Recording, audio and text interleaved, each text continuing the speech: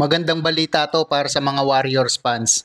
Ayon sa ating nakalap na balita sa Yahoo Sports at nabanggit ni Mac Grande, ang host ng 95.7 The Game ng Bay Area Sports Radio Show, nagkaroon na ng handshake deal ang kampo ni Al Horford at ang kupunan ng Golden State Warriors at pinafinalize na nila ang term ng contract pagkatapos nilang pagdesisyonan kung magkakaroon ba ng sign and trade sa pagitan ni Jonathan Kuminga at ng ibang kupunan. Dahil kung matatandaan ninyo, si Jonathan Kuminga ay naghahanap ng malaking kontrata na hindi maibigay ng Warriors. Kaya possible ang mangyayari sa kanya ay i-trade. Kaya magkakaroon ng kaabang-abang na trade sa pagitan ni Kuminga at ng ibang kupunan.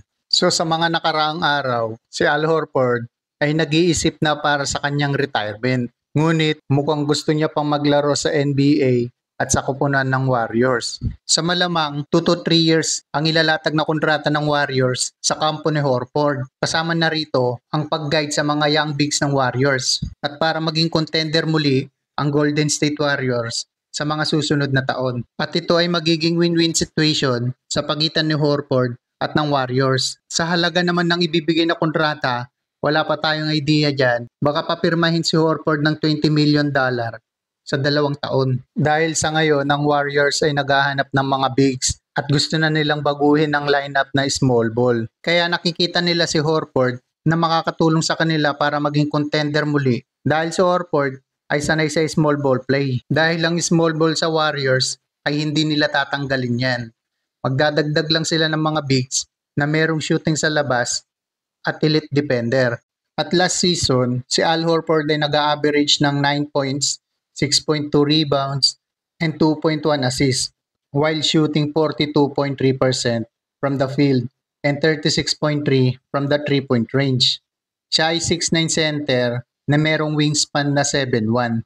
Kaya bagay na bagay siya sa small ball lineup. Kahit gawing second unit si Horford at mag-backup center, makakatulong siya sa second lineup. At ito ang hinahanap talaga ng Warriors. Dahil magkakaroon na ng pick and pop dahil si Horford ay may perimeter shot at tumitira rin ng 3 points. Dahil sa ganitong diskarte, kaya nakilala ang Warriors na maging contender sa NBA. At hindi lang opensa ang may tutulong ni Horford. Makakapag-provide din siya ng elite shot block sa loob ng paint.